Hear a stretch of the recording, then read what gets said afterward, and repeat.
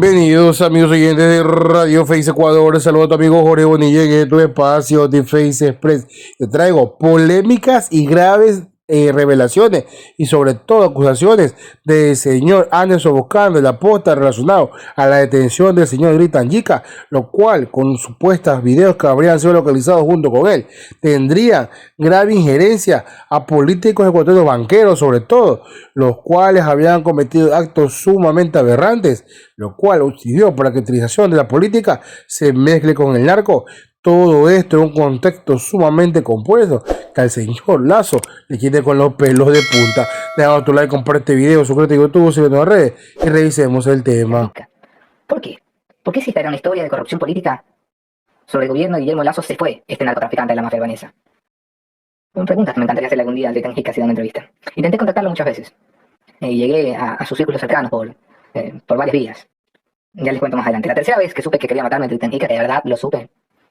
Sí, por supuesto que teníamos el informe que la Fiscalía General del Estado intentó esconder, donde la policía le entregó a los albaneses los movimientos de mi familia, las fotos de mis hijas, de mi esposa, de mi suegra, de mi madre.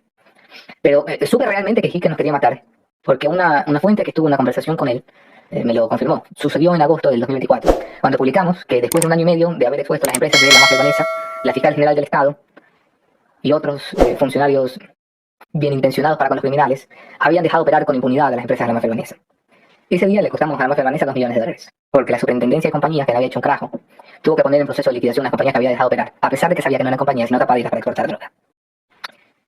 Yica salió oficialmente del Ecuador el 9 de enero, pero entraba y salía del país muy a sus anchas y gozaba en el país como si no pasara nada, hasta que los españoles hicieron esa operación Pampa y forzaron a la policía ecuatoriana que trabaja para los albaneses a ir detrás de ellos. Entonces emproblemaron a la esposa de Yica, la metieron en un proceso, pero luego la justicia ecuatoriana y la Fiscalía General ecuatoriana decidieron que la señora iba a pasar mejor en su casa, le dieron arresto domiciliario sin grillete.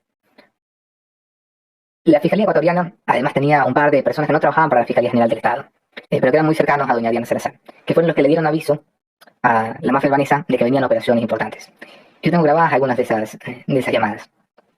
Y también las he entregado a unas embajadas. Es una pena que un periodista tenga que entregar material probatorio a unas embajadas porque no confía en las instituciones de su país. Y ayer, que me he enterado que Gritan Yica ha caído en Emiratos Árabes Unidos, país que, por cierto, cabe destacar, hace poco visitó el presidente de la República, en una gira de Cancillería calificada exitosa, por la Interpol. En el Ecuador tiene muy pocos procesos. Un proceso de lavado de activos en el que no le habían quitado ni siquiera sus bienes muebles. La Fiscal General del Estado no se atrevió a tocarle los carros, por ejemplo. Y luego no está procesado por narcotráfico en el Ecuador. Te parecerá curioso, ¿no? Aquí hay gente que salió diciendo que habían hecho una administración de justicia contra el narcotráfico. Pues ese señor no está procesado por narcotráfico. Tampoco está siendo investigado por el asesinato de Rubén Cherra Fayoni, el 30 de marzo de 2023. Es decir, 2 meses después de que publicáramos nosotros nuestra investigación y un mes después de que señaláramos que Cherra era el vínculo entre la mafia albanesa y la política, muy especialmente don Danilo Carragaloet. Bueno, un día, a un kilómetro de la casa de veraneo de Guillermo Lazo, don Rubén Cherra amaneció asesinado en un cuádruple asesinato. La Fiscalía no investiga a Gritan Yica por eso. No lo ha nombrado, nunca lo ha querido tocar. A pesar de que en el mundo criminal se conoce que fue él quien pidió la cabeza de Chávez, y razones le sobraban. Así que en el Ecuador problemas legales realmente no tiene muchos. Tal vez los que el fiscal Wilson Toainga, que antes era fiscal subrogante y hoy es fiscal general del Estado, le pueda dar, porque Toainga sí que le ha metido cariño a un caso llamado Pampa, que empezó con una operación española, pero que el despacho de Toainga llevó, yo creo que con pulcritud y detalle, durante los últimos meses. Y ayer que veía la noticia me preguntaba, por supuesto, qué iba a pasar con Gritan Yica. ¿Qué iba a suceder con este capo del narcotráfico que hoy tiene solamente 2 caminos? He estado hablando con abogados y diplomáticos y fuentes de distintos tipos. Y claro, se sabe que Yica tiene hoy 2 posibilidades. Una es que lo extraditen al Ecuador, donde las prisiones son amables y los fiscales generosos y los jueces vendibles o comprables. Pero donde sabe Yica, su cabeza está ya pedida.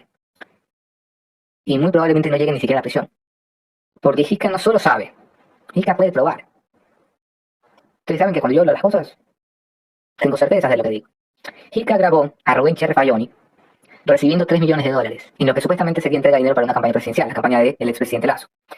Cherra no llegó a entregar los $3 millones porque reconoció a sus amigos, se tragó 1,5 millones. Es decir, dijo que el aporte de los albaneses era 1,5 millones. Pero a Cherra lo grabaron, contando el dinero. Yo muchas veces les hablé de ese dinero contándose. Y de ese video que lamentablemente no ha visto la luz. Digo lamentablemente porque sería tarea de las autoridades a estas alturas, si no fueran tan cómodos. Así que hay un poder político que teme que Yica venga porque podría revelar cuánto ha pagado a los políticos. También hay un poder policial, que ya no está en funciones y que está en funciones, que podría decir cómo Yica les pasaba una mensualidad para poder operar y cómo era Yica quien comunicaba a los narcotraficantes ecuatorianos cuando iba a haber un cambio de general en el comando conjunto, perdón, en la comandancia general de la Policía Nacional. También tiene Hika detractores en el mundo criminal, gente que le dé una factura por cobrar, especialmente luego de que cayeran 20 toneladas en los ríos. Quedó muy problemas con los rusos y los chinos. Y por si fuera poco, Hika tiene a la propia mafia albanesa, que por supuesto que sospecharía que ante el temor de ser asesinado, Hika se diera un trato. Así que muy probablemente, si no son los políticos, serían los policías, y si no son los policías, serían los mafiosos, pero Hika van a intentar matarlo antes de que llegue a la prisión ecuatoriana. El otro camino para Hika es que un país de la Unión Europea, o de Europa, lo pidan extradición. No creo que los ingleses, a pesar de que deberían, se metan en eso. Digo a pesar de que deberían porque los más perjudicados han sido los ingleses. Los que financiaron la investigación León de Troya fueron los ingleses. Los principales investigadores de inteligencia alrededor de Hika fueron los ingleses. Los que ofrecían una recompensa por la información de Hika fueron los ingleses.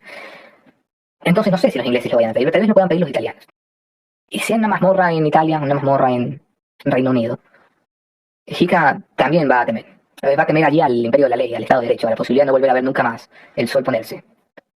Y entonces a lo mejor, como ha pasado con otros, se lo piensa. Es inverosímil, por supuesto, porque Hika no es un narcotraficante mexicano, colombiano o ecuatoriano. Es un narcotraficante albanés. Eso quiere decir que hay unos códigos que Hika conoce. El primero es que alguien que habla no se condena a sí mismo, sino que condena a su familia. Hika condenaría a toda su familia. En el código de los mafiosos albaneses, lo primero que se ataca es la familia, porque se espera que la víctima sufra lo suficiente con cada pérdida para luego ir por él. Por eso el informe con el que se planeaba asesinar a nuestra familia, que nos obligó a venir a Canadá, tenía el jardín de escuela, el jardín de infantes de mis hijas, o la dirección de trabajo, o las rutas de mi esposa, o los horarios de mi suegra. Por eso, no porque haya otra intención, sino porque se espera que la víctima sufra tanto antes de morir. Así que Hika sabría que se condena. Él, por supuesto, dirá que no va a colaborar, que no es su intención. Las autoridades van a querer saber quién en el Ecuador le facilitó la vida. Si alguna autoridad se interesa, incluso querría saber cómo comprometió al poder político. Y entonces Hika contaría uno de los grandes secretos, porque hay mucha gente que se pregunta cómo un hombre con tantos millones de dólares, tan viejo, tan aclamado por la oligarquía guayaquileña, se terminó comprometiendo con el narcotráfico. Y Hika contaría entonces que este hombre acaudalado, octogenario, al cual logró torcer el brazo para entrar en la política en un gobierno, tenía una debilidad, y esa debilidad era la pedofilia. Y Hika fue muy hábil, porque permitió que uno de los suyos consiguiera el departamento en el centro de Guayaquil, en el edificio San Francisco 300, donde este viejo pedófilo iba a tocar a niñas de 12, 14 años. Hika lo permitió no porque sea un morboso, un pervertido, un depravado, sino porque sabía que en ese departamento dejarían, detrás de una pequeña maceta que pedófilo que me vea tiene que recordar, una cámara oculta, que lo tiene grabado, haciendo sentar a las niñas en sus piernas y manoseándolas. Fue lo que me ha provocado un asco real, profundo, sincero, cada vez que lo veo y cada vez que hablo de él, aunque no lo menciona. Y con esos 12 videos lo tuvieron, por decirlo en criollo, de las pelotas. Y así fue como hicieron rendirse a un banquero poderoso y político, a los pies de la mafia albanesa. Ese es el Debo ser muy cuidadoso con mis palabras y quizás me quede corto, pero todas estas denuncias, como lo ha dicho el mismo Buscán, deben ser probadas. Y si algún día saldrá de material si que correctamente existe. Lo que sí les puedo decir es que el señor Lazo se ha parado caseta de cabeza. Sí, así como lo imagina. Y obvio, pues si los temas que están aquí son sumamente aberrantes. Además de esto, que se deja claro de que aún los videos no se han filtrado. Por eso no podemos hablar de directa culpabilidad, sino de presunción, como siempre se hace. Sin embargo, el señor dice que va a iniciar acciones contra la posta, contra el señor Bosca, aún sí está él en Canadá. Esto veremos hasta dónde se da, porque prácticamente sabemos que la justicia es lo que sea, pero afuera es independiente. Deja tu like, comparte este video, suscríbete a YouTube. Nos vemos hasta la próxima.